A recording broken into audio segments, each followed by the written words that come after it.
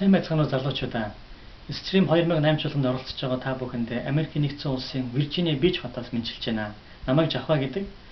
Өнгөрсөн хугацаанд би мөнхөө залуучдын цуглааны ахлагчаар ажиллаж үйлчилж байсан.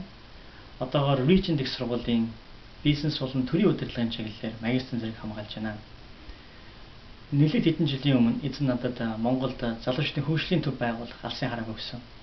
Энэ төв маань залуучуудыг бүхий л талаар нь хөгжүүл. Тухайлах юм бол бие бэлдээр, оюун ухаан, сүнс болон ухамсарын хувьд хөгжүүлэн төлөвшүүлэх, мөн чөлөө цагаа зөв боловсон үр дүнтэй өнгөрүүлэх, улмаар Христийг бусдад гэрчлэн таниулах энэ үйл ажиллагаанд зориулсан төв байх болно.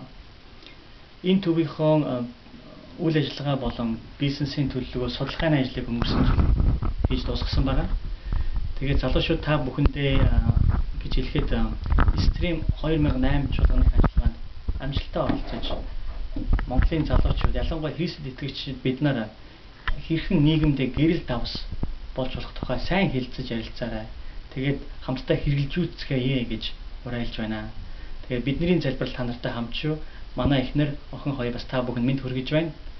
Тэгээд залуучуудаа бүгдээрээ хамтдаа урагшлцгаая. Амен.